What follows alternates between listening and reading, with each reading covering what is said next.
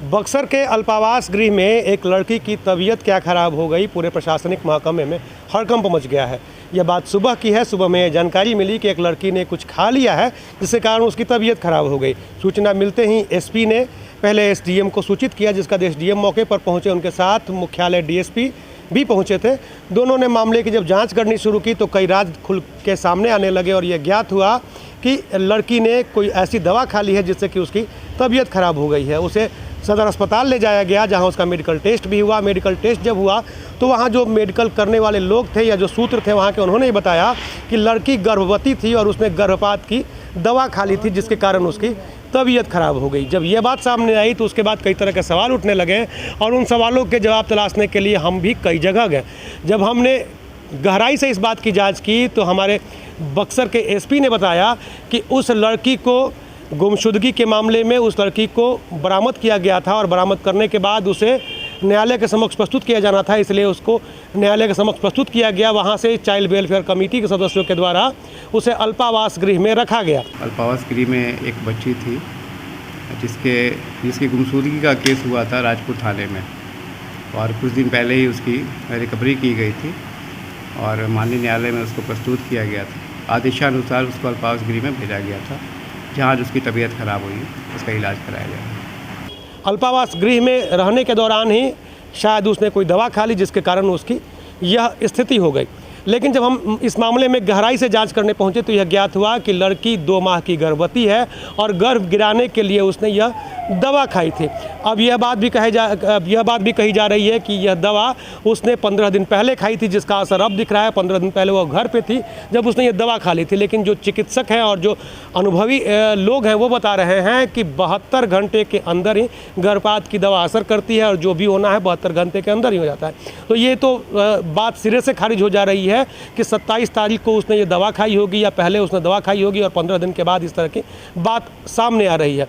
लेकिन अब यह सवाल उठता है कि अगर उसने दवा खाई है गर्भपात के लिए ही, तो वो फिर दवा अल्पावास गृह में कैसे पहुंची? अल्पावास गृह का जो प्रबंधन है वो भी संदेहों के घेरे में है।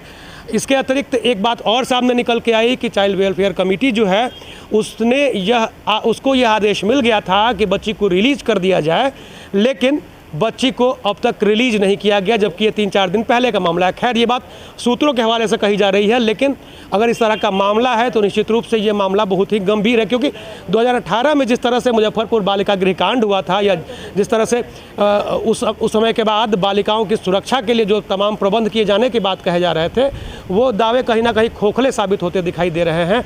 यहाँ अधिकारियों से हमने बात की। सबसे पहले आप ये सुन लीजिए कि एसडीएम ने क्या कहा। बक्सर अल्पावास गृह में रह रही एक लड़की को, जिसको कि पिछले 3 तारीख को यानी 3 जून को एडमिट कराया गया था, वहाँ उसकी तबीयत अचानक बिगड़ने की जानकारी मिली थी। उसकी जांच के लिए हम लोग गए थे। जब ये पता चला कि उसकी तबीयत बहुत ज़्यादा ख़राब होने पर उसको अस्पताल में भर्ती कराया गया है, एसपी साहब के माध्यम से सूचना मिली थी। हम लोग वहाँ पे पहुँचे। वहाँ ऐसी जानकारी मिली कि उसने कुछ दवा खाई है, जिसकी वजह से उसकी तबीयत अचानक बिगड़ी और उसको एडमिट कराया गया। अभी मेडिकल एग्जामिनेशन चल रहा है, अल्ट्रासाउंड वगैरह टेस्ट की रिपोर्ट शायद आनी बाकी है। उसके बाद ही ये स्पष्ट रूप से कहा जा सकेगा कि क्या हुआ है। आपने सुना कि एसडीएम ने कहा कि तबीयत खराब हो गई, हम इसकी मामले की जांच करेंगे और जांच कराने के बाद जो भी सच्चाई होगी वो सामने आएगी। लेकिन मुख्यालय डीएसपी अशफाक अंसारी ने कहा था कि लड़की ने कोई विषाक्त पदार्थ खा लिया। आप उनका ये पक्ष सुनिए। मिली है सर, सूचना मिली है कि उसको कुछ खाने से, पॉइजनस चीज़ खाने से उसकी तबीयत खराब हो गई है, तो हॉस्पिटलाइज है। हम लोग जा रहे हैं हॉस्पिटल में, देख लेते हैं। तो ये लापरवाही कहाँ पे हुई है सर, यहाँ या फिर? अभी नहीं कहा जा सकता, प्राइमरी स्टेज में हम नहीं कर सकते हैं, देखने के बाद बताएं। मुख्यालय डीएसपी अशफाक अंसारी ने कहा कि लड़की ने किस तरह से विषपान का कोई जहरीला पदार्थ खा लिया था, विषाक्त पदार्थ खा लिया था, जिसके कारण उसकी तबीयत खराब हो गई। मिला जुला के जो बयान अभी तक सामने आ रहे हैं, किसी भी अधिकारी का कोई भी बयान खुलकर सामने नहीं आ रहा है और सभी यही कह रहे हैं कि अब मेडिकल रिपोर्ट आने के बाद इस मामले में कुछ भी कहा जा सकेगा और यह साबित हो सकेगा कि गलती किसकी है और किस तरह से लड़की के पास दवा पहुंची और कैसे लड़की ने किन परिस्थितियों में दवा खाई तो वो दवा किस चीज़ की थी या किसी विषाक्त पदार्थ के कारण उसकी यह हालत हुई है, यह सब कुछ मेडिकल रिपोर्ट आने के बाद अधिकारी कह पाएंगे। सवाल अब ये भी उठता है कि इस मामले में क्या प्राथमिकी दर्ज होगी, और अगर प्राथमिकी दर्ज होगी तो क्या प्रशासन प्राथमिकी दर्ज कराएगा या अल्पावास प्रबंधन प्राथमिकी दर्ज कराएगा।